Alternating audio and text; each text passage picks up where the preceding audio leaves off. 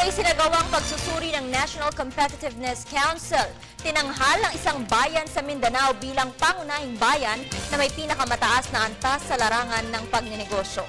Para sa detalye, balitaan mo kami, George Bandola. Sa unang pagkakataon, isang bayan sa Mindanao ang nanguna bilang pinaka-competitive na bayan sa bansa sa larangan ng pagninegosyo.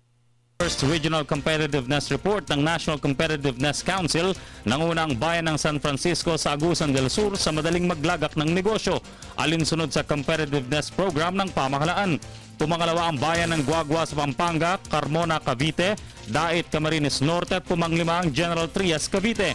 Bumubuo naman sa top 10 ang mga bayan ng Gimba, Nueva Ecija, Mexico, Pampanga, Suralia, South Cotabato, Taytay, Rizal at Prosperidad, Agusan del Sur. Sabi ni National Competitiveness Council Chairman Secretary Gregory Domingo, ang paghihimok sa mga bayan at syudad sa bansa para maging business-friendly ang mga ito, paraan para tuluyang maipromote ang Pilipinas bilang pangunahing investment destination. Ayon kay Domingo, pakay ng Administrasyong Aquino na tuluyang masolusyonan ang kahirapan sa mga probinsya.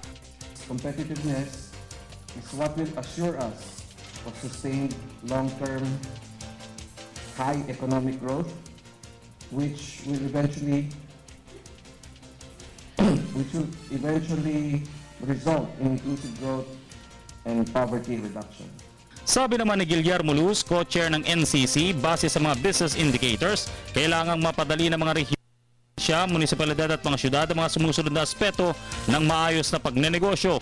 Unang pagpaparehistro ng negosyo, mapabagong negosyo o renewal, bilis ng pagpapakabit ng kuryente, tubig at telepono, pagkuha o pagre-renew ng local at national permits. Ito ngayon ang tinatrabaho ng pamahalaan sa aspeto ng paghimok sa mga foreign at local investors kaysa daw dito maging ang Estados Unidos. Sabi ng USAID, ito ang susi sa hinahanap na inclusive growth ng bansa. Para sa Telebisyon ng Bayan, George Bandola.